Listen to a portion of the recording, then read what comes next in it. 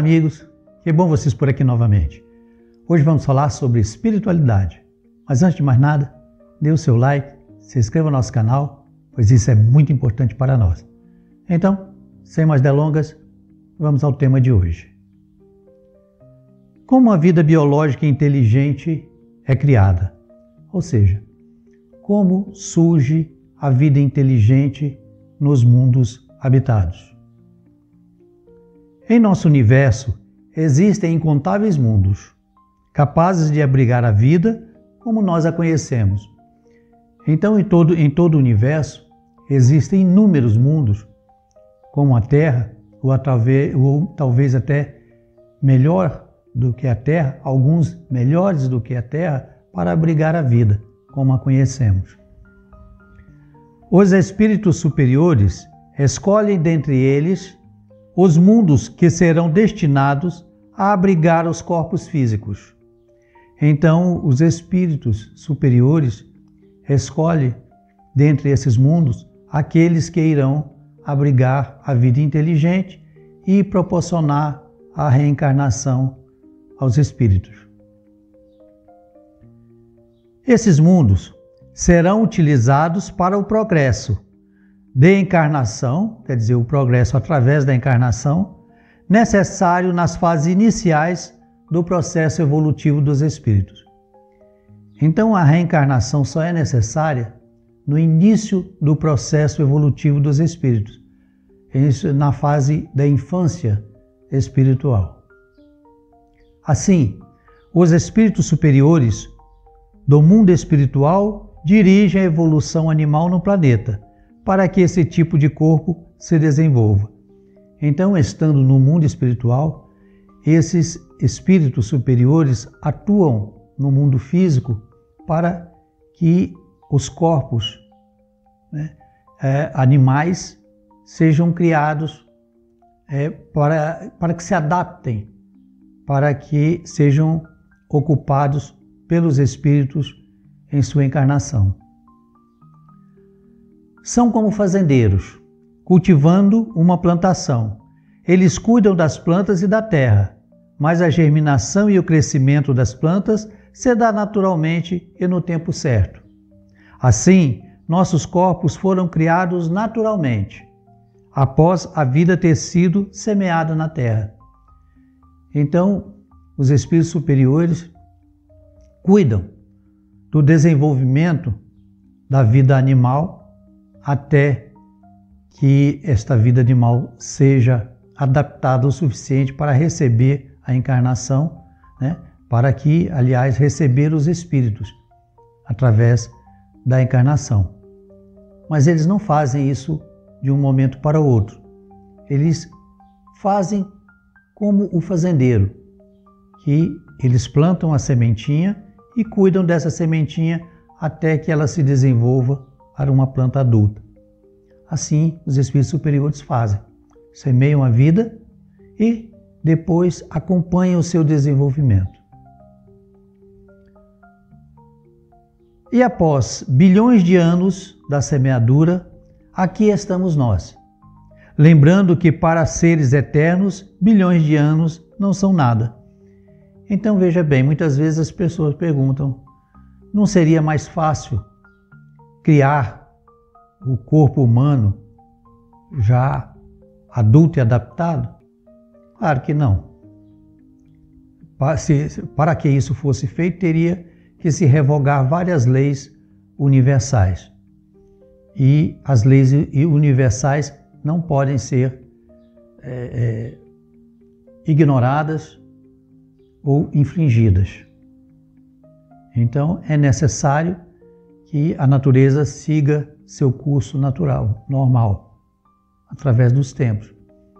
Lembrando que 1 bilhão de anos, comparado com a eternidade, não é absolutamente nada.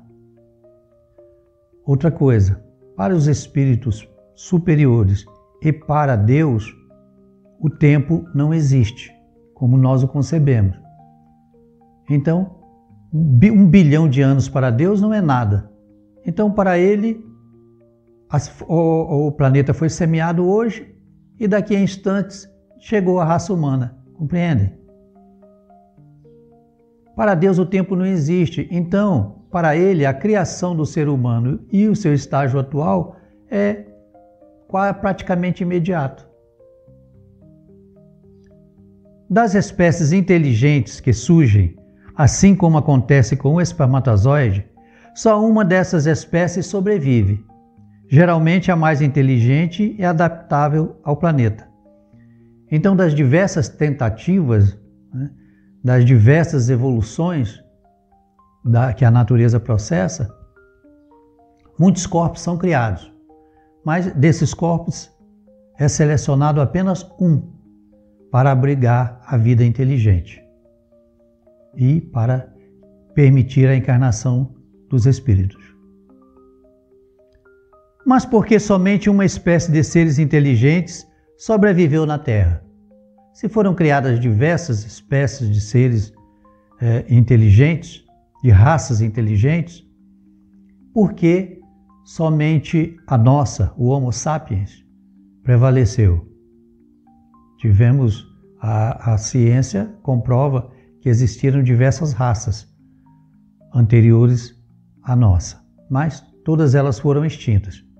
Por que isso acontece? Porque as outras raças não se desenvolveram também. O motivo é que se houvessem duas espécies inteligentes no planeta, certamente elas se matariam. Apenas uma sobreviveria, é a seleção natural.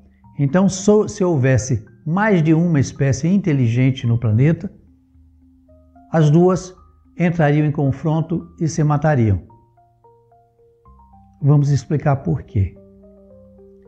Vejam que a espécie humana, mesmo sendo apenas uma, se mata por coisas tão bobas como a cor da pele. Os seres inteligentes e primitivos não toleram e temem e também temem as diferenças. Então veja, somos uma espécie só. Muda apenas a cor do cabelo, a cor da pele, a estatura. E mesmo assim, por essas pequenas diferenças, nós nos matamos. Imagina se houvesse um outro tipo de raça inteligente. Né? Aí que se matariam mesmo. Né? Então, só é possível que exista uma espécie inteligente. Nada é por acaso e tudo que Deus faz é bem feito. Imaginem se houvesse uma espécie de réptil inteligente no planeta. Nós mataríamos com certeza. Nos mataríamos com certeza. Imagina. Já dá um rolo danado. Com uma só espécie. Com pequenas diferenças. De cor, de cabelo, de olhos e etc. Só por esse motivo nós nos matamos. Agora imagina se houvesse uma espécie completamente diferente. Como uma espécie de réptil inteligente. O que aconteceria? Dá para você ter uma ideia, né? Uma das duas espécies sobreviveria. Uma das duas espécies eliminaria a outra. A intolerância para com as diferenças é uma característica dos espíritos ainda na inferioridade e na infância espiritual. Quanto mais tolerante com o próximo, mais evoluído e menos ignorante é o espírito. Então essas diferenças, essa intolerância para com o outro, é uma característica dos espíritos ainda na sua fase primitiva, ainda ignorantes. Então, a intolerância é uma característica de inferioridade, principalmente da inferioridade moral. Então, ficamos por aqui. Agradeço a todos vocês o apoio que dão ao canal. Um grande abraço e até uma nova oportunidade, se Deus assim o permitir. Que Deus ilumine e abençoe a todos. Até logo. Tchau.